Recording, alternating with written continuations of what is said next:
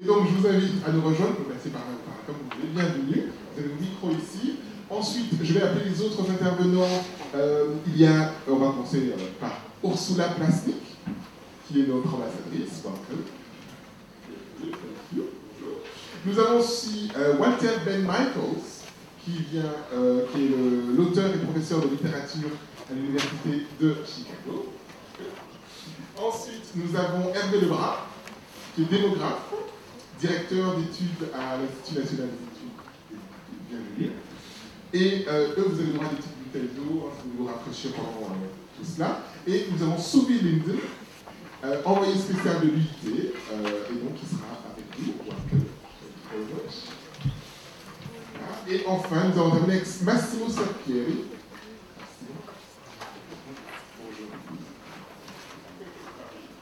Voilà, donc nous avons jusqu'à 11h05. Nous avons, si j'ai bien compris, un peu de temps pour que les intervenants parlent. Nous avons Madame Plastik de nous quitter bientôt, donc elle sera malheureusement la première à intervenir. Et ensuite, nous aurons 10 minutes pour les questions-réponses. J'espère qu'on aura le temps pour cela. En préparant cette intervention, j'ai relu quelque part que unis dans la diversité, c'était la devise de l'Union européenne. Ce dont je me souviens, moi, je me souviens, c'est un grand mot, mais ce que j'ai noté ces derniers temps, c'est qu'on a beaucoup parlé de la crise, évidemment la crise de l'euro, la crise de l'Europe, et que même entre nos dirigeants, entre nos 27 chefs d'État et de gouvernement, on a souvent eu des noms d'oiseaux qui ont fusé quand on a parlé des Grecs qui ne savaient pas bien gérer leurs finances. On a eu des mots venus d'Allemagne, d'Europe du Nord, on a eu des mots d'Europe du Sud, disant que ces peuples d'Europe du Nord avaient bien des hauteurs pour parler de leurs voisins du Sud. Donc je me disais que finalement, comme disait notre intervenant tout de suite, il faut être quand même assez humble par rapport à cette notion de diversité et que même les grands de ce monde ne donnent pas forcément toujours l'exemple et qu'on retombe vite dans nos vieux travers. Alors on aura des spécialistes avec nous qui vont nous dire si la diversité en ces temps de crise, c'est quelque chose qui, dans l'histoire, a souvent été vu soit comme une force, soit comme une faiblesse. On aura tout le loisir de leur poser la question. Et puis on s'interrogera aussi sur comment on peut progresser, comment on peut laisser tomber les clichés et les vieux schémas qu'on a tous en tête pour construire une notion commune de la diversité en le disant très simplement, est-ce qu'il faut une politique commune de la diversité aujourd'hui, comme on a une politique de l'immigration, comme on a une politique agricole commune en Europe, est-ce qu'on doit en passer par là?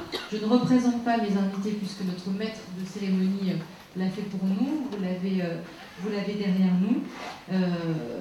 Et effectivement, on laissera partir Madame l'ambassadeur d'Autriche un petit peu avant, puisqu'elle a un agenda bien rempli ce matin. Je vais revenir sur la première chose que je vous disais auprès de nos intervenants. Je vais peut-être me tourner vers Madame Plasnik. Madame l'ambassadeur, est-ce que les déclarations des uns et des autres récentes à l'occasion des multiples sommets européens sur la crise de l'Europe du Nord à l'égard des Grecs, des Italiens, des Espagnols et de la dignité ou blessée des Européens du Sud vis-à-vis du Nord vous a interpellé, vous a choqué ou finalement c'est des choses normales en ces temps de crise de se comparer, de se chercher un peu comme ça les uns les autres?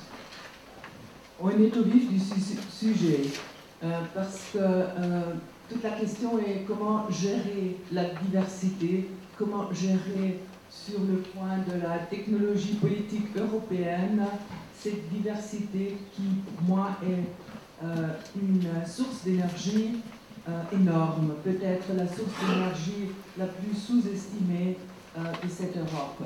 Mais effectivement, ça se prête pas facilement à la gestion en temps de crise, parce qu'il y a un élément de temps qu'il faut voir pour améliorer la gestion des crises, justement. Je trouve qu'en général, l'Union européenne, et je parle maintenant surtout de l'Union européenne, a trouvé des mécanismes politiques, de la technologie, je dirais même politique extraordinaire, en ce qu'elle fait avec son modèle de souveraineté partagée et exercée conjointement. Là, il n'y a pas il n'y a pas de textbook, il n'y a pas de blueprint, il n'y a tout simplement pas il n'y a pas de précédent historique. On est dans une expérience historiquement totalement nouvelle. On est en train d'écrire à 27, bientôt à 25, et un jour à minimum 35. On est en train d'écrire en commun le textbook justement des scénarios selon lesquels on veut vivre. Et tout ça sous les conditions de la démocratie. Ça veut dire qu'on est en train de manager et de gérer à la fois la diversité, une diversité absolument incroyable, et une complexité politique et sociale aussi extraordinaire sur le plan, pas seulement du sujet, mais sur le plan de l'organisation. Parce que la démocratie, c'est bien une belle forme de gestion politique, mais elle est extraordinairement complexe. Et je veux peut-être terminer cette partie de mon intervention en nous rappelant qu'il y a un proverbe, je ne sais pas s'il est français ou s'il vient d'ailleurs d'une autre contexte culturel, et c'est dans son cœur, personne n'est démocrate.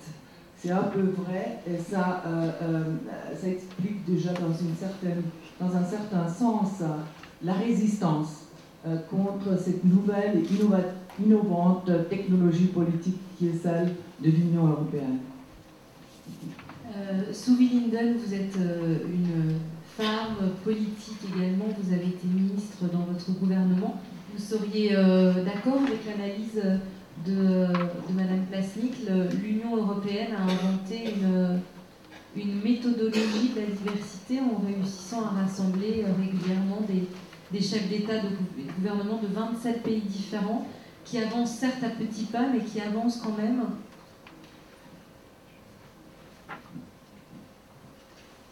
I could agree with Ursula for sure. And I think that other magnificent thing about the European Union is that 27 countries are able to sit at the same table and talk about things, even though we all countries, we have a different kind of background and different kind of traditions and different kind of cultures of doing things. And I think that being part of the European Union, at least for Finland, has been very important. In a way, I could just tell an example that 95, when we voted for the membership, many people were afraid that Finnish culture will be melting into the European culture and we will lose our identity, and since we are a very small country. And actually these past decades have shown that our the membership has strengthened our culture, and our culture is more known all over Europe, and in a way being part of the union has strengthened the diversity, and I think that's really the most important thing in European Union, the group of different kind of diversities in cultural means. But also, of course, I think it's a very good family to try to learn from each other and try to kind of learn tolerance and flexibility, because it's so easy to be alone, but in a way you still need the family.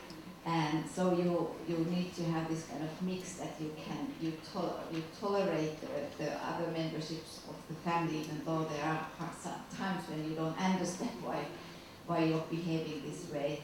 But at the same time, you in a way, when you become part of the family, then you are how could I say, you are more well accepted and understood. How, I don't know, but so anyway, I really agree with Ursula that it's diversity that good symbol of diversity, a sign of the diversity that European countries can sit at the same table, even though at this moment with the economic crisis, I have to say that for example, Finland, we have been quite hard sometimes on negotiating these issues, but for us, since we have a different kind of tradition to be member of Union as maybe some other countries, since we have a history and culture being very, we obey rules and we like to do as it is accepted to do. And so when we joined 95, I think that we are, maybe other northern countries, being one of the countries that are most obedient, that we do things as we agree, and we don't understand that sometimes it could be flexible and it's not our way of doing, and now we are at the stage that it's very hard for us to understand that, okay, that with this economic crisis, maybe some other countries haven't been doing things the same way as we thought that we are supposed to do. So it's also this kind of learning course for things that there are different kind of traditions of doing things. Madame l'ambassadeur, vous nous disiez tout à l'heure, il n'y a pas de textbook, il n'y a pas de méthode pour arriver à travailler à 27 pays, mais avec votre expérience, sans dévoiler les secrets évidemment des réunions à Bruxelles pour savoir comment ça marche, mais qu'est-ce que vous, tout à l'heure, notre intervenant nous disait les 5 points qu'il fallait essayer d'avoir en tête pour dépasser les différences. Est-ce que qu'est-ce que vous en retirez? Qu'est-ce que vous avez appris de tout ça sur, voilà, il y a un plan sur la table de réduction de temps de dette là, pour les 27 à faire. Comment on appréhende la discussion? C'est quoi la clé pour avancer sur la ligne commune qu'on s'est fixée tout en respectant les différences et les sensibilités de chacun, surtout en ce moment? Est-ce qu'il y a une méthode européenne de discussion et de respect les uns des autres qui s'est dessinée au fur et à mesure? Oui. Il y a une méthode, c'est la négociation permanente à tous les niveaux sans arrêt. C'est extrêmement fatigant, ça donne des résultats qui ne sont pas beaux sur le plan esthétique. Moi aussi, que j'ai participé dans maintes négociations européennes, je n'étais pas entièrement fière de la beauté du produit, si je pense au traité de Lisbonne ou au traité avant ça. Mais c'est ce qu'on arrive à faire historiquement à un certain moment de notre état d'esprit et de compétence et de volonté politique à un certain moment donné. Maintenant, vous me posez la question où est la clé un peu psychologique peut-être derrière tout ça. C'est pas vraiment les conseils européens, j'en ai participé à, je ne sais pas, une trentaine, quarantaine de conseils européens. C'est pas ces fixations avec un truc de pouvoir qui décide de tout, c'est Bruxelles qui décide de tout, c'est pas ça. C'est un processus de négociation continue, permanent, non interrompu à tous les niveaux. Mais psychologiquement, je crois que c'est Daniel Barenboim, le chef d'orchestre du East-West Divine Orchestre, qui a donné une réponse peut-être étonnante, mais tout à fait en ligne avec ce qu'a dit notre intervenant au début. Et c'est quand Daniel Barenboim a été démonté sur l'insolubilité du conflit Israël-Palestine et pourquoi c'est comme ça. Il a dit, en fait, l'indifférence, c'est plus dangereux que la violence. Et je crois que c'est la clé pour beaucoup de choses. Il ne faut pas devenir ou se laisser entraîner dans l'indifférence. Il faut s'intéresser plus les uns aux autres. Il faut creuser plus profond. Et dans cette perspective, moi je suis en tant qu'Autrichienne, nous les Autrichiens, on est quand même à la croisée des 3 grandes cultures, si vous voulez, européennes. Il y a la culture germanique, il y a la culture latine, mais il y a aussi la culture, et elle n'est pas encore suffisamment prise en compte, la culture slave, byzantine, je dirais. Alors, pour nous, les Autrichiens, c'est peut-être un peu plus facile de voir qu'il faut cette espèce de négociation permanente, non interrompue, et qu'il faut s'intéresser les uns aux autres. Et je trouve que dans cette perspective, en tant qu'observatrice autrichienne à Paris. Ce qui s'est passé ces derniers mois entre notamment la France et l'Allemagne, très intéressant. Pourquoi? Parce qu'il y avait il me paraissait à moi, il y avait un vrai intérêt approfondi, une curiosité intellectuelle et je dirais même émotionnelle de savoir comment est-ce qu'ils font ceci, cela et autre chose des Allemands, et pourquoi ils le font comme ceci, comme cela et pas autrement. Et c'était, selon ma perception, c'était quelque chose de fait avec une curiosité réelle, avec un besoin de creuser plus profond. Et je crois que c'est comme ça que ça se fait. Ça met du temps, il ne faut jamais lâcher, mais il faut s'écouter mutuellement, il faut essayer de savoir pourquoi est-ce que tu es différent de moi et comment est-ce que tu l'exprimes. Ça a été dit avant, je trouve d'une manière absolument pertinente. On se connaît pas encore suffisamment, les grands, les petits, les moyens États, à l'intérieur de cette expérience historique qu'est l'Union européenne. Ça veut dire qu'il faut aussi communiquer ce grand projet. Ça, je crois, c'est l'urgence du moment. On n'en parle pas assez. Il faut maintenant se poser la question démocratique, comment est-ce qu'on atteint le citoyen européen d'une manière beaucoup plus directe, beaucoup plus massive, pour expliquer ce qu'on fait et pourquoi est-ce qu'on le fait de cette manière et pas d'une autre manière. Et là, je crois qu'il faut aller dans la vie quotidienne des gens. Il faut aller dans la vie quotidienne des gens pour expliquer l'Europe. Il faut aller là où ils sont, à la commune, à l'école, dans l'entreprise, au travail. Et il faut expliquer là, j'aurai des propositions tout à fait pratiques à faire, et pas seulement parler dans des discours d'élite et dans le discours de dimanche ou le discours du sommet européen. Au moment des élections européennes. Au moment des élections, parce qu'il ne faut pas, surtout pas, laisser l'espace vide pour les populistes, pour les nationalistes, pour les terribles simplificateurs. Il faut s'y lancer, il ne faut pas laisser ouvert cet espace où ceux qui simplifient et qui abusent de cette idée européenne pour leur fin politique se mettent. Alors, on va être diverses aussi dans la répartition du temps de parole, parce qu'on ne va pas laisser les intervenants en masculin sans dire un mot, ce serait absolument pas juste.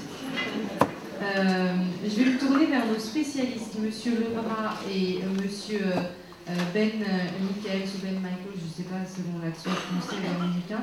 Est-ce que pour vous, ce que décrivait Madame l'ambassadeur, ce que décrivait Madame Linden, cette façon, cette espèce d'objet non identifié qu'est la Commission et surtout le Conseil européen, est-ce que ça peut être un bon exemple en matière de fonctionnement de la diversité? Et est-ce que ça ressemble à quelque chose d'autre en matière de diversité ou pas? Ou est-ce que c'est vraiment un échantillon unique au sein de notre communauté européenne? Monsieur Lebras. Oui, merci de m'avoir invité. Non, je ne pense pas que c'est un échantillon unique. Je pense que c'est plutôt quelque chose qui est dans le sens d'une certaine histoire européenne au sens large. C'est-à-dire que dans un premier temps, on a vu se constituer, à partir des monarchies absolues du XVIIe siècle, on a vu se constituer des nations, et elles se sont constituées à partir d'une extraordinairement grande diversité. La France, Madame l'ambassadrice a signalé comment l'Autriche était au confluent de trois cultures, elle était extrêmement diverse, et elle l'est encore. Il en est de même de la France. J'ai récemment republié un livre avec mon ami Emmanuel Todt qui s'appelle L'invention de la France, dans lequel on commence à dire la France n'est pas un peuple, mais 100 peuples qui ont appris à vivre ensemble. Et si vous regardez la diversité originelle de la France, elle est énorme, et pourtant nous sommes parvenus à vivre ensemble, à être français. Donc quelque part, le même problème se pose au niveau de l'Europe. C'est comment arriver à ce que l'Europe puisse constituer une entité où l'on vit ensemble.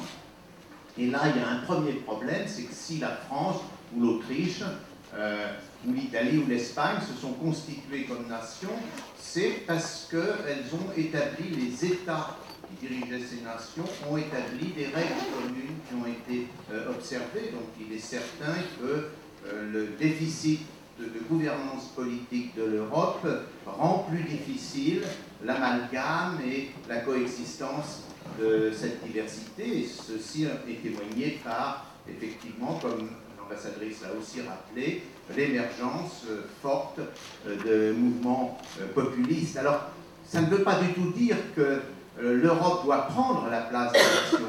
Ça veut dire que je crois qu'il faut nous inspirer d'une pensée différente de l'appartenance, et une pensée qui, le modèle se trouve là, en fait, en Afrique de l'Est. C'est ce que les anthropologues appellent les sociétés segmentaires. C'est par exemple les sociétés Maasai, Turkana ou Jiu, qui sont sur le Kenya ou bien le sud de l'Éthiopie. Et dans ces sociétés, on l'a actuellement au Sud-Soudan aussi, dans ces sociétés, l'appartenance est à différents niveaux et elle dépend de l'interlocuteur que l'on a. Si c'est l'interlocuteur vient d'un village voisin, notre appartenance sera villageoise. S'il vient d'un clan voisin, ça sera un clan, ça sera ensuite une section, ça sera ensuite une groupe, ça sera ensuite une sous-ethnie, et ainsi de suite. Et c'est l'articulation de ces différents niveaux qui permet l'harmonie de la société et sa diversité. Et je crois qu'en France et en Europe, le problème est à ce niveau-là. C'est-à-dire qu'il faut qu'on combine les différentes appartenances, parce que chacun de nous a ces différentes appartenances. Je suis, mettons, en partie breton, en partie beauceron, je suis parisien, je suis français, je suis européen, je suis scientifique, pour pouvoir le dire. Voilà des appartenances qui s'emboîtent. Et c'est cette difficulté que nous avons à faire vivre en Europe, ces appartenances multiples, qui posent un problème et qui en posent de plus en plus, je crains, comme par exemple l'a montré ce débat assez malvenu en France sur l'identité nationale. Alors justement, l'identité nationale, est-ce que ces partisans, pour le défendre ou le justifier, disait que c'était important de réfléchir à son identité pour mieux la cerner, en cerner la richesse, en cerner la complexité. Pour vous, c'était un show-strap? Oui, tout à fait, parce que le problème au niveau de l'Europe est beaucoup plus justement, non pas d'articuler la diversité du niveau régional ou provincial, mais d'articuler la diversité du niveau national. C'est ce niveau actuellement qui est, disons, un peu trop fort et un peu trop verrouillé. Donc c'était renforcer ce niveau national en suscitant ce débat, avec d'ailleurs très clairement je ne vais pas entrer dans du localisme si vous voulez, mais les instructions qui avaient été données au préfet, déjà données au préfet la maîtrise de ce débat étaient curieux, et les instructions données comprenaient des items extraordinairement nationalistes. Il y avait même un item dont on aurait pu rire, parce qu'il y avait qu'est-ce qui définit notre identité. Alors il y avait du genre nos cathédrales, nos peintres, et il y avait notre universalisme. Donc il y avait là, c'était complet, si vous voulez, dans le retour au nationalisme fermé que mon voisine de gauche a indiqué. Vous voyez, ce débat de ce point de vue-là était dangereux, et d'ailleurs, assez sagement, ceux qui l'avaient lancé l'ont arrêté, comprenant les dangers qui recelaient. Monsieur Ben Michaels, vous êtes devenu, vous l'étiez déjà, mais on a beaucoup parlé de vous en Europe à l'occasion de votre livre, La diversité contre l'égalité. Vous êtes assez polémique dans vos explications. Vous dites notamment que la diversité peut être un argument pour nous empêcher de voir les sources économiques de l'inégalité. Est-ce que néanmoins, en tant que chercheur qui s'intéresse fondamentalement à cette question, vous regardez avec intérêt ce qui se passe, cette énergie, cette progression que décrivait Madame l'ambassadeur à Bruxelles? Est-ce que c'est un objet d'étude et de questionnement pour vous? Alors, je ne suis pas tout à fait d'accord avec Madame l'ambassadrice. Je voudrais, excuse me, I will speak English, it's okay, I understand French. Je parle pas français. But I feel a great solidarity with her because we are a kind of identity group here. We are both wearing very beautiful sneakers. Nobody else is wearing very beautiful sneakers. My socks are but you're not wearing any socks at all. So not a competition, really. Thank you, Colin. I can say very quickly my view of this. I was inspired today by our opening speaker. So I'm going to tell you, it'll take a minute. I've never seen the moonwalking bear, but I have a moonwalking bear story. So if you understand my point of view, I speak now of the US, but I think this is equally true in Europe in different ways. So I'm a professor. When I began my studies a long, long time ago, in the early 1970s, American universities were about 92% white. Students, faculty probably more like 95% white. In the intervening years, since then, that's changed dramatically. Today, American universities and students are about 69, 70% white. It's actually about the number of white people proportionately in the US population. And roughly speaking, not exactly, other groups now make up 30%. Black, Hispanic, Latina, Native American, Asian. So there's been a tremendous increase in diversity. That's the ball being passed back and forth. The guys in the white, the guys in the black. So, but where is the moonwalking bear? During that same period, in 1970, American students in universities were about 40% richer than the average family. That's standard. Students in universities tend to come from wealthier families. Today, 40 years later, the American students are 60% richer than the average family. That's the moonwalking bear. Economic inequality. It's the bear that nobody noticed while we were keeping track of diversity. So in the US, what we have seen over the last 40 years is a society that's become increasingly focused on diversity.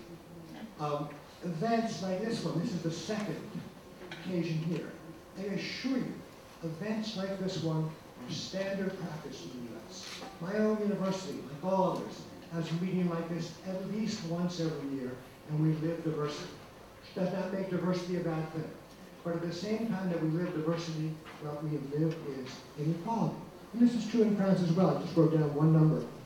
In 1999, the difference between the top 10% of the French income earners and the bottom 10% was 37,700 euros.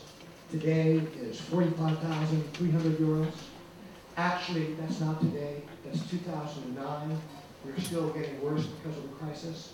Well, we are sitting here today celebrating the question of diversity.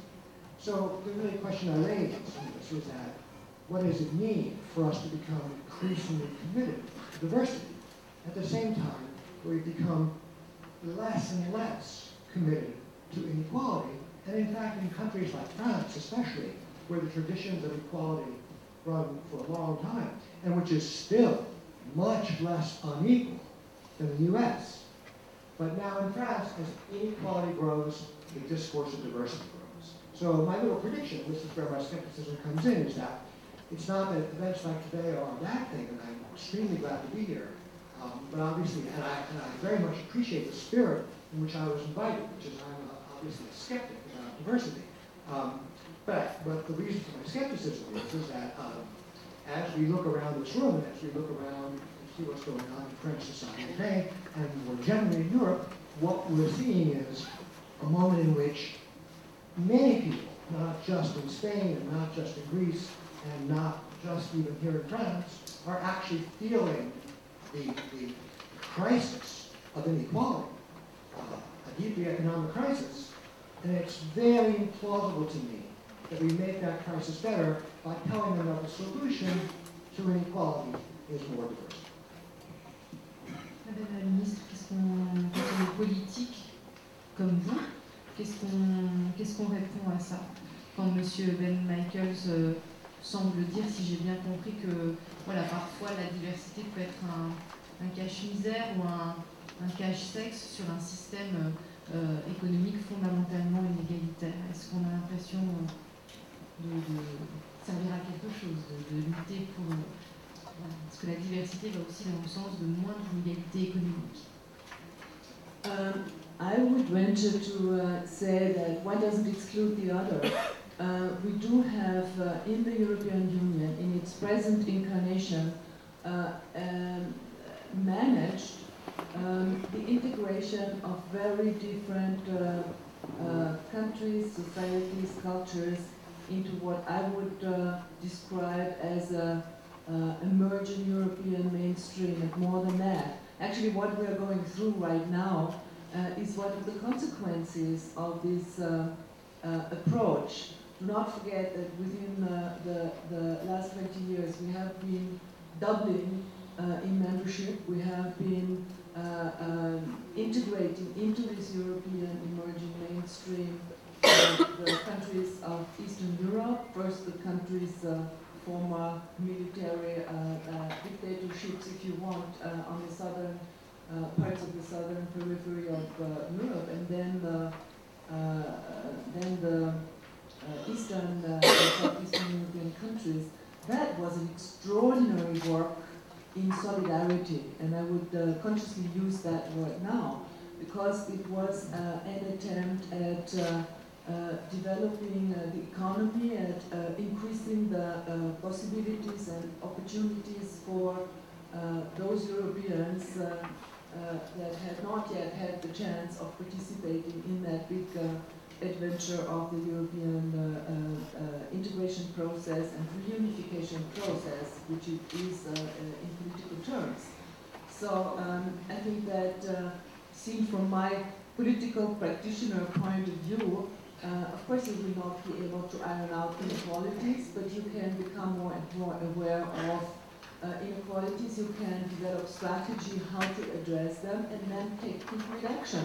This is what the European Union, through the massive transfer also of not only financial means, but of institutional expertise. The number one expert in transformation knowledge and expertise in the world probably is the European Union. I very much regret personally that we're not putting this to more practical use with regard to the Arab Spring transformation processes that we see, not in the sense of putting a heavy hand on whatever. It has become totally impossible anyhow. But making available, putting on offer this expertise that has had very much an impact on creating, as I said, an emerging European mainstream also on the economic side.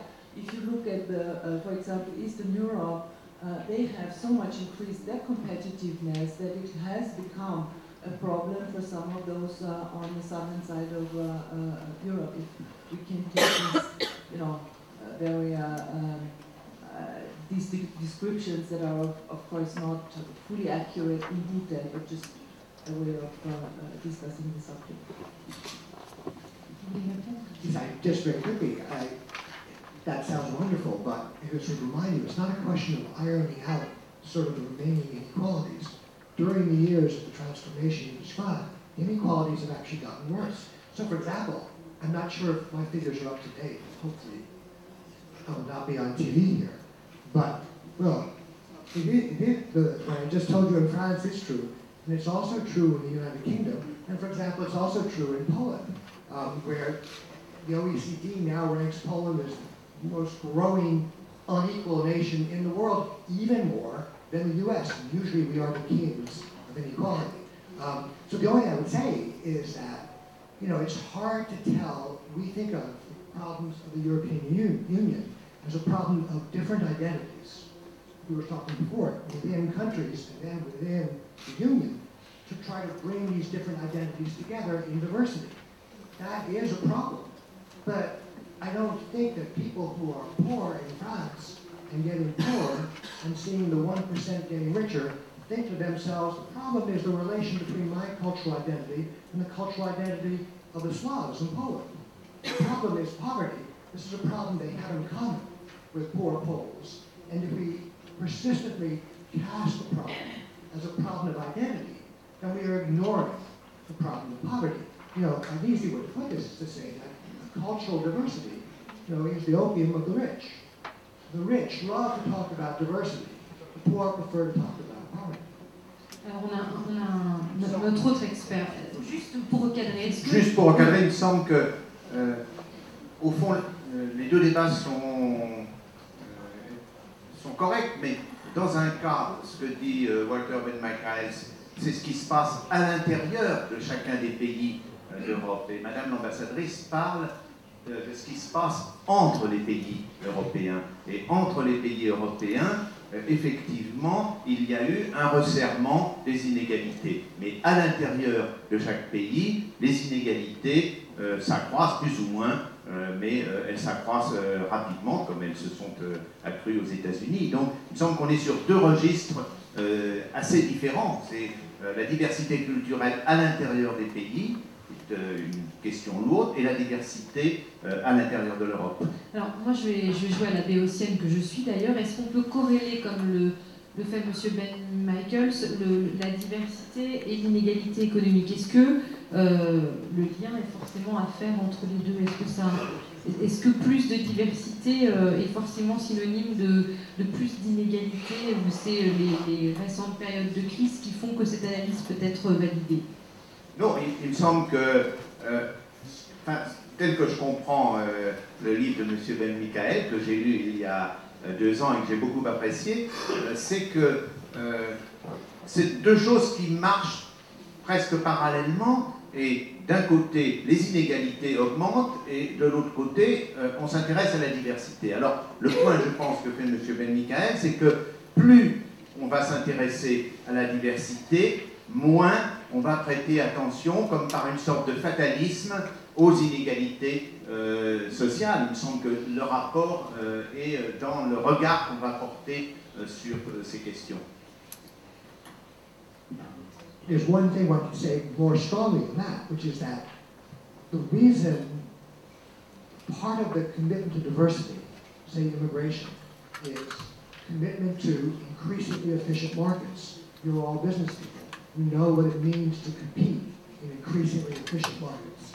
And increasingly efficient markets, less regulated markets, increasingly efficient markets create increasingly unequal outcomes. It's not simply that one talks more about one than the other, and that's true. It's also true that the very conditions which create the necessity for us to deal with diversity, let's say mobility of capital across borders, mobility of labor, especially across borders, those very conditions also create greater inequalities, because the more one puts the market at the center and the less one regulates the market, the more unequal the outcomes. So I actually think there's a strong correlation.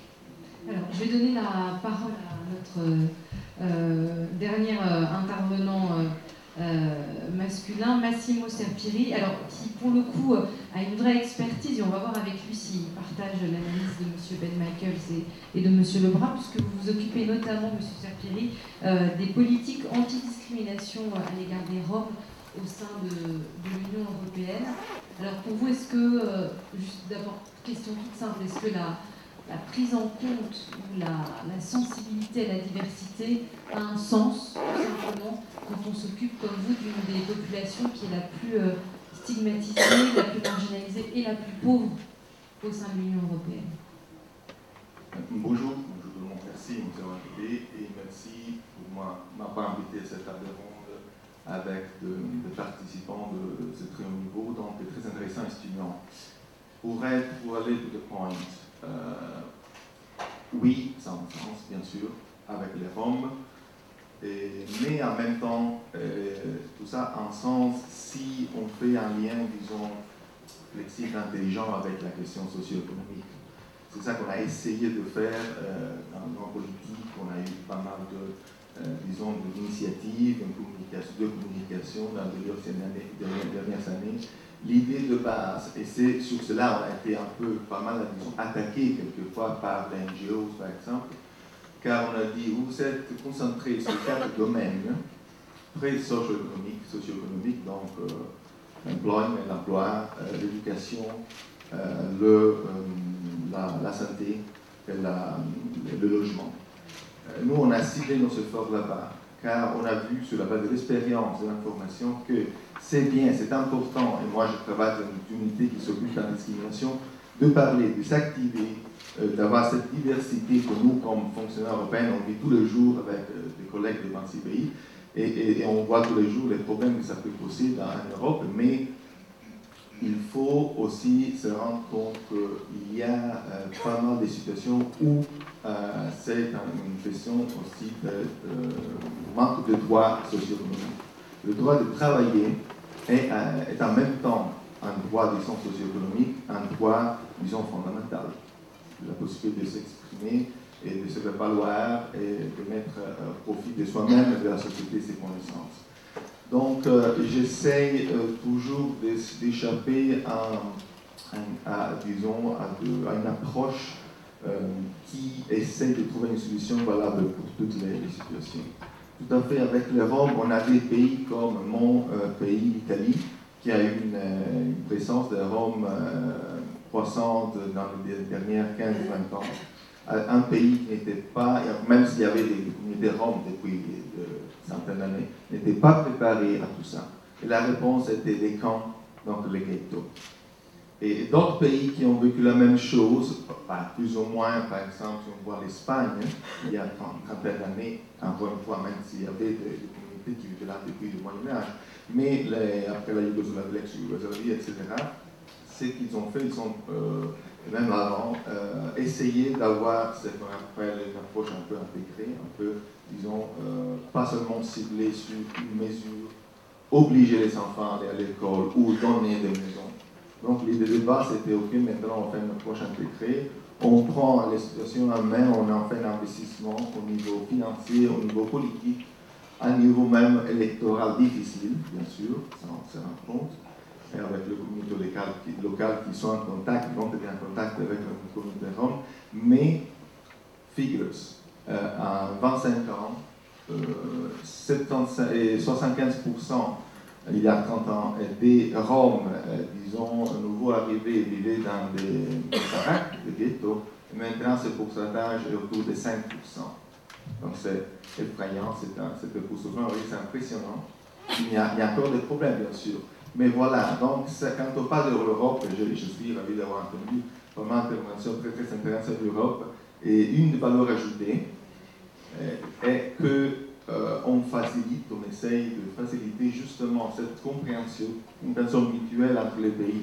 J'essaye toujours d'apprendre, d'acquérir de nouvelles connaissances, mais aussi de stimuler le monde économique à participer à ce processus, que ce soit les Roms, les personnes avec un handicap, ou les personnes avec une origine différente. Ce n'est pas une question rhétorique, c'est simplement de voir ça comme une opportunité, investir aujourd'hui.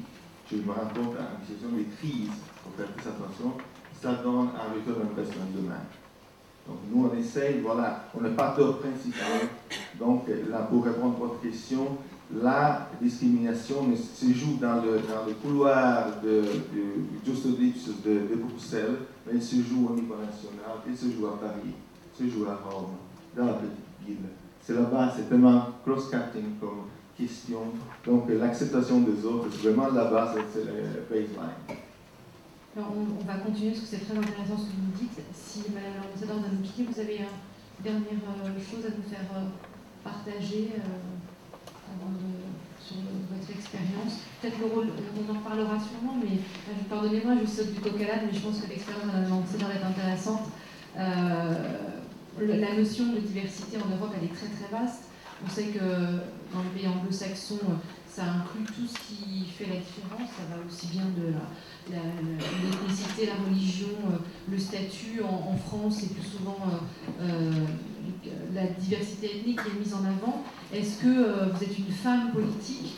Est-ce que l'Europe a aussi un rôle à jouer là-dedans? Est-ce que le fait d'avoir des femmes chefs d'État, ministres, postes à responsabilité, participe aussi à la diversité européenne? Est-ce que c'est quelque chose qu'il faut continuer à prendre en compte et à encourager? Dans votre témoignage, dans votre départ. Oui, tout à fait. Et, ma mère m'a toujours dit, écoute, quand je regarde les photos des sommets européens, ça ne me plaît pas parce qu'il n'y a qu'une seule femme, Angela Merkel. Ça s'est un peu amélioré, je crois qu'il y a maintenant 4 ou 5. femmes dans cette image emblématique du sommet européen. Évidemment, ça fait partie de cette diversité européenne et je crois que là, il y a encore une ressource énorme dont on ne se rend pas suffisamment compte, pas seulement en Europe d'ailleurs, mais dans le monde entier.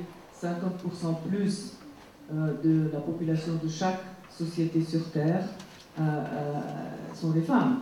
Alors ça vaut la peine de s'en occuper politiquement, de les engager, de les inciter, de les attirer à leurs responsabilités dans l'espace public.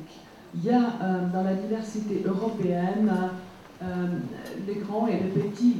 C'est important parce que chacun doit définir, l'élite politique doit dans chaque pays expliquer pourquoi on fait partie de cet ensemble européen. Et je crois que Sylvie a très bien expliqué ça quand elle a dit « It's so easy to be on your own ». Et c'est tellement difficile d'appartenir à cette construction européenne. J'entends ici en France toujours la chanson de la France en rééducation culturelle européenne. Ça veut dire en agissant avec les partenaires très proches.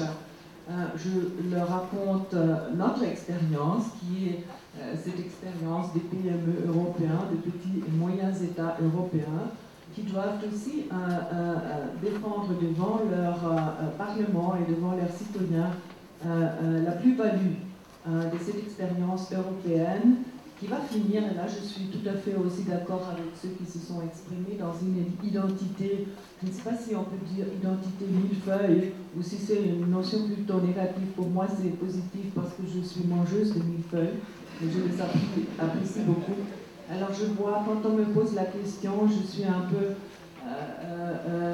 dans le millefeuille. Je suis carinthienne parce que je viens originaire de cette tribu des Carinthiens du sud de l'Autriche. Je suis autrichienne, je suis européenne et je suis en plus citoyenne du village global. Et ça me fait plaisir d'en tirer des bénéfices, je dois dire. Et je crois que c'est un peu dans cet esprit qu'on devrait s'adresser à cette Europe qui est une expérience tribaliste, pour finir, parce qu'il n'y a pas seulement les nations, les États-nations. On adore nos particularités. Dans ma province natale, le sud de la Carinthie, il n'y a pas longtemps, on pouvait encore savoir de quelle vallée de la montagne venait une femme parce qu'on arrivait à déchiffrer le dessin de sa jupe. Hein? J'explique toujours à nos amis américains comment c'est difficile de manager, de gérer la complexité tribaliste de cette Europe. Et on tient beaucoup à ça. On tient à reconnaître qui vient de quelle vallée selon le son de sa manière de parler l'allemand. Hein. C'est la même langue, mais il y a une légère différence qui fait partie de cette identité. Ça veut dire pour l'avenir, ce qui sera le grand défi, c'est de comment préserver nos particularités qui nous sont tellement chères, qui font partie de notre identité, tout en développant les capacités d'agir conjointement et rapidement. C'est ça le grand défi. Ça va passer, à mon avis, pas seulement en développement des institutions, les procédures, mais ça va passer aussi par enraciner mieux dans la conscience générale européenne ce qu'on est en train de faire. Et là, il y a vraiment un travail énorme, il faut s'y lancer et il ne faut pas le laisser encore une fois à ceux qui, au nom du populisme et du nationalisme, sont en train de s'accaparer du territoire politique. Là, j'appelle tous ceux et toutes celles qui sont attachés à cette diversité positive à s'engager tout simplement. Merci. Merci beaucoup, Madame l'ambassadeur. On vous libère.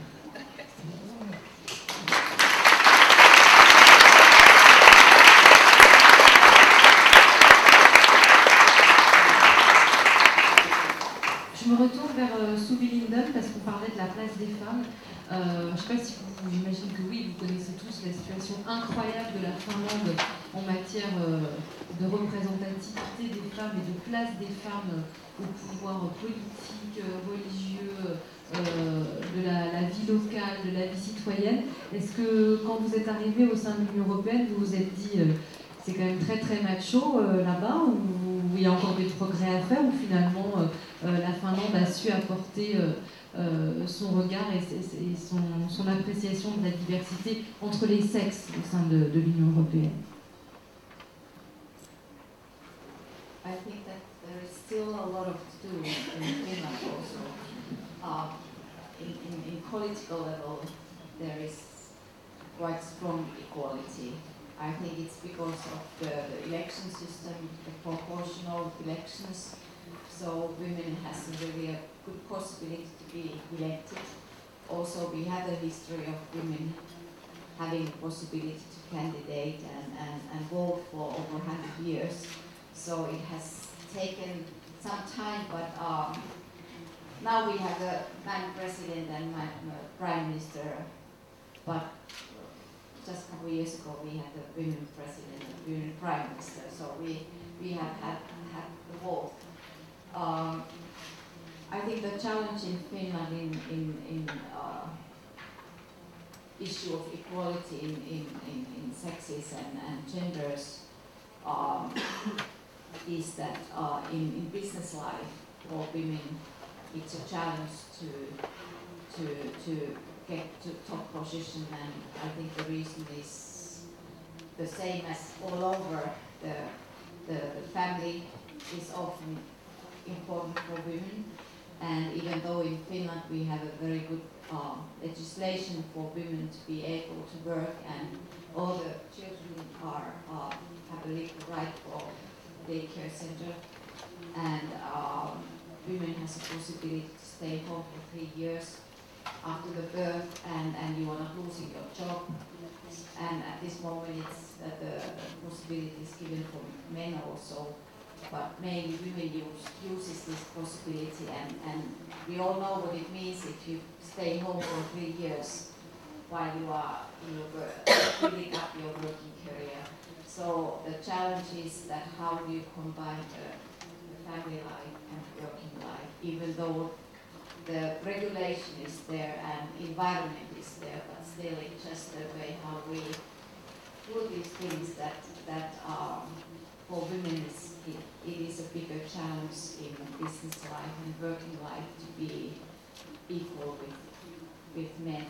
And also I think the challenge is that women quite often chooses the sectors, nursing, education, where the wages are lower than in the work of life, or sectors which are occupied mainly for a lot of men. And this way, of course, we have the same situation as in many countries, that women's year is about 80 cents. And that's a challenge, but that's not, I don't think that it's not that we have, we don't have the equality. If you go to work in the same position as a man, you get the same wage. But still the issue is that you want to be a nurse, and the nurses are overpaid as doctors. And this way the women's year is less than men.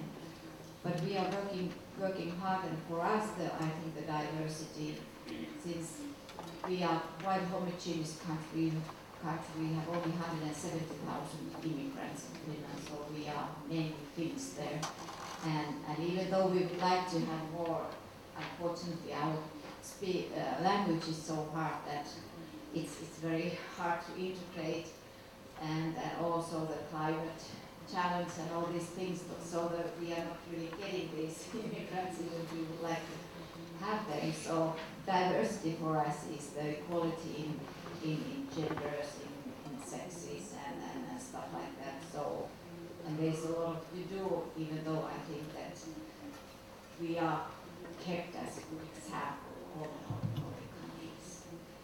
Merci beaucoup. Je me tourne à nouveau vers M. Serpieri, parce que je voulais parler quelques minutes des Roms, et on arrive à la fin de notre discussion. Est-ce que on touche pas, parce qu'on entendait tout tout à l'heure ce que disait la ministre, ce que disaient les deux autres intervenants. Il y a des politiques aujourd'hui d'incitation, d'acceptation, de promotion de la diversité dans les entreprises, chez les politiques, que ce soit les femmes, si on veut, les minorités, etc., les religions. Mais les Roms, enfin moi je sais qu'on a souvent des histoires qui nous sont racontées, que mes collègues filment, dont ils témoignent, qui sont toujours vraiment très dures, et j'ai l'impression qu'on touche, en ce qui concerne la perception des Roms et l'accueil qu'il leur est fait au sein de l'Union européenne, à vraiment les limites de... Comme s'ils symbolisaient, voilà, ce que la diversité, ça peut aller très loin, mais alors, cela vraiment, on n'en veut pas dans nos villes, on n'en veut pas dans les camps, on n'en veut pas dans les emplois, on touche à quelque chose qui est au-delà même de l'acceptation consciente. Il symbolise la diversité un symbole de diversité dont on ne veut pas. Ils sont quand même en but à un refus où qu'ils aillent. En France, en Italie, c'est quand même une situation qui est parfois désespérante quand même. Oui, j'avoue, moi-même, jusqu'à il y a 3 à 4 ans, mes contacts avec la communauté rome n'étaient pas faciles, bien sûr, parce que encore une fois, surtout quand je vais en Italie, quand je vais dans des pays qui n'ont pas trop d'expérience dans ce sens, c'est vrai que moi aussi dans d'autres malheureusement, et c'est vrai que les contacts ne sont pas faciles du tout. Et la question là-bas, vous avez mentionné avant, pourquoi ne pas imaginer une politique comme la politique agricole commune plutôt que la monnaie unique, et à part tous les cas légaux différents, toutes les compétences, blablabla, mais c'est des choses qui en tout cas restent. Donc sanitaire des droits, il faut suivre aussi des principes généraux. Mais à part ça, la question c'est que dans d'autres domaines, on sait de quoi on parle, on sait sur quoi on négocie, comme disait Madame l'ambassadrice. Ici, on négocie sur justement le sens de l'altérité, l'autre. L'autre qui n'appartient pas à un pays spécifique, presque on peut dire, pas un territoire qui seront pour eux-mêmes, ils sont diffusés dans toute l'Europe. Et ce qu'on essaye de faire, ça ne peut pas être d'aller quelque part chez le monde du business, auprès du monde du business, ou chez les citoyens dire, écoutez, dorénavant, il faut accepter un rond parce que c'est juste. C'est un concept qui marche dans 1% des cas, parce que j'imagine les autres. Alors, ce qu'on a fait, d'un côté, la question socio-économique, justement les fondamentaux, mais de l'autre, c'est de justement travailler avec les Roms, avec eux-mêmes. Ce ne sont pas des enfants qui doivent être guidés quelque part, ils sont intelligents comme tous les autres. Moi, j'ai 2 collègues Roms qui sont performants exceptionnels, et eux-mêmes font connaître tout un monde Rom qui est tout à fait des gens normaux, disons, qui essayent de vivre comme les autres. Et donc, alors, ce qu'on insiste de faire, c'est de dire, ok, communauté Rome, à travers des personnes comme cela, à travers même des changes, quelquefois, à travers des médiateurs culturels, on est d'établir des ponts. Et ce qu'on veut, c'est de responsabiliser les Roms eux-mêmes. C'est la seule façon pour faire marcher. La seule façon. En tout cas, c'est un des points, des critères fondamentaux. Parce que sinon, ça commence à être une chose hétérodoxe qui est top-down, et qui est imposé entre guillemets, et tu peux dépenser des millions d'argent, même les politiques qui essaient de compenser pour les retours, surtout en Europe avec la libre circulation, ça ne marche pas. Et ce qu'on essaie de faire, justement, de dire, c'est à vous de démontrer rights and responsibility, c'est de droit et responsabilité vis-à-vis de la société. Et bien sûr, quelquefois ça marche, quelquefois ça ne marche pas, mais le processus a été lancé. Donc tous les États membres aujourd'hui ont une stratégie nationale, la France bien sûr comprise, qui, ça veut dire un engagement politique, ce n'est pas obligatoire, on n'a pas un instrument juridique, sauf la directive, bien sûr, qui s'applique à toutes les minorités ethniques, mais maintenant, ce qu'on a fait d'un côté, de mettre les États membres devant leurs responsabilités, bien sûr la Commission elle-même, et dire, écoutez, maintenant, il y a un engagement politique, qu'est-ce que vous faites? Donc il y a un système de monitoring de tout cela, et de l'autre, de travailler avec la société civile, les Roms principalement, avec les NGOs, bien sûr, les communautés locales, et pour dire, ok, ça ne peut marcher maintenant si chacun fait son travail. On va conclure avec nos 2 autres intervenants, M. Ben Michaels et M. Lebras, sur des questions vastes. Mais j'espère qu'on aura quelques minutes pour vous poser des questions dans la salle. On a beaucoup parlé de populisme, on n'a pas eu le temps d'aborder forcément en profondeur cette question. Est-ce que, M. Lebras, au cours de toutes les études, les données que vous brassez depuis des années, vous avez pu corréler cela? Est-ce que, est-ce que les périodes de crise économique que l'on vit aujourd'hui sont forcément assorties de défiance, oui, vis-à-vis de la diversité ou de l'autre ou des populations immigrées? Est-ce que ça monte en même temps que les temps de crise? Et inversement, est-ce que plus on a une société diverse, plus on a une société ouverte, plus il y a de l'afflux? Si effectivement il y a plus d'afflux aujourd'hui de populations immigrées que dans les années précédentes, est-ce que ça peut aussi favoriser un climat de défiance, de méfiance les uns envers les autres?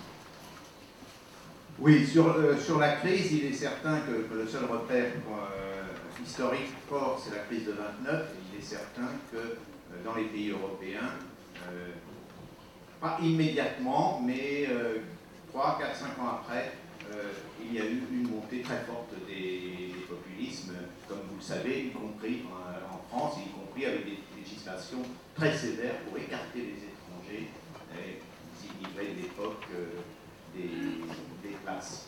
Ceci dit, maintenant, je pense que la situation est quand même en train de changer dans la mesure où, dans des pays qui ont une immigration un peu ancienne, justement la seconde ou la troisième génération trouvent leur place progressivement dans la société, et aussi dans la mesure où on dit l'immigration augmente, l'immigration augmente, mais ce qui est surtout vrai, c'est qu'elle change.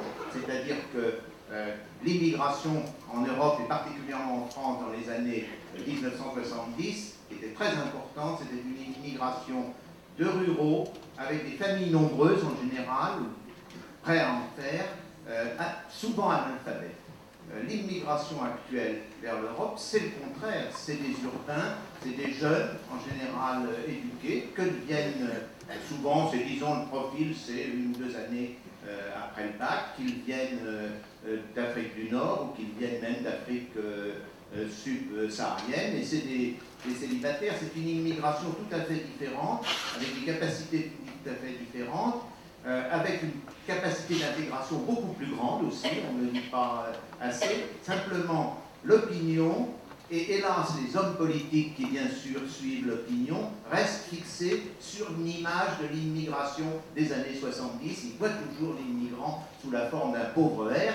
Et si je peux vous faire un reproche à la télévision, au lieu de montrer ces immigrés qui arrivent en faisant des études et qui restent, très souvent vous montrez ces pauvres personnes sur des bateaux en perdition. Alors bien sûr, quand vous entrez clandestinement, et en plus de ça que vous avez traversé la mer, vous êtes mal habillé, vous n'êtes pas rasé, vous donnez toute l'image de la pauvreté, mais il faut savoir que plus de 50% de ces gens qui ont l'air pauvres ont au moins le niveau bac et parlent facilement une seconde langue. Il y a une très bonne étude notamment qui avait été faite sur le camp de Sangatte qui le montrait. Il faudrait montrer plus ce qui est en train de devenir la réussite de toute une partie de l'immigration. Merci beaucoup. Dernier mot, parce qu'il nous reste quelques secondes, Monsieur Ben Michael, vous êtes venu de loin. On doit souvent vous faire la réflexion, mais ça m'amuse de vous la faire. Est-ce que la diversité, est-ce que plus de diversité, et on va parler de l'affirmative action, puisque ça a été le cas aux États-Unis, est-ce que sans ces mesures politiques, cette diversité que pas que vous stigmatisez, mais que vous décrivez parfois comme cosmétique, est-ce qu'on aurait est-ce que c'est pas une belle preuve d'avoir un président noir aujourd'hui qui a pu aller à l'université, devenir avocat, se faire élire? Est-ce que réussite économique et diversité vont forcément l'un contre l'autre? Est-ce que la réussite de quelqu'un comme Barack Obama peut pas montrer que ça peut aussi réussir sur les deux sens, et sur l'acceptation d'un quelqu'un différent à la présidence des États-Unis et de quelqu'un qui a une famille, qui a réussi, dont la femme aussi a fait des études? Est-ce que les deux peuvent aller ensemble? Well, they have, yes or no? Yes, but no. And, you can see very clearly. In French, you have, how do you say glass ceiling? Plafond de verre? Okay, So I was thinking in all this conversation, we have, in business, which is easier than in politics, an easier example. We have, in America, and it's probably true in Europe as well, almost all the CEOs, chief executive officers, you all know them better than I, they're usually white, they're usually men. In a better world, they would be a diversity world. They would not just be white men. They would be black men, black women, and white women. They would be even some grown up. Okay? In the U.S., we don't have too much of them, but nonetheless, we have our equivalent. So in the U.S., the CEOs make, on average, more in one day than the people in their businesses who work for them make in 1 year. How would it be a better world if more CEOs were women? It's not a better world. It's just as bad as it is now for everybody working in that company. Even if some of them were Roma. It's good for 2 or 3 Roma, but it's not so good for the rest of Roma or rest of anybody else either. So from my standpoint, it's great to have Barack Obama be president, but if you're a poor person in the U.S., Barack Obama has made no difference to you whatsoever. Barack Obama saved the banks. He doesn't get credit for that from the Republicans, but nonetheless, he saved the banks. So, from my point of view, this is a discussion that shows very clearly the limits of the notion of diversity. It's not that it's a bad thing, right? It's not itself a bad thing, but it's also not that it's anywhere near sufficiently a good thing. And in times of crisis, when you start telling poor people what they need is more diversity, I don't think they will believe you, and they will be right, and you will be wrong. Alors, de quoi nourrir les débats suivants. Moi, je remercie tous les intervenants. Je me tourne vers le maître de cérémonie. Je ne sais pas si on a le temps d'avoir des questions. Non, on a les intermèdes.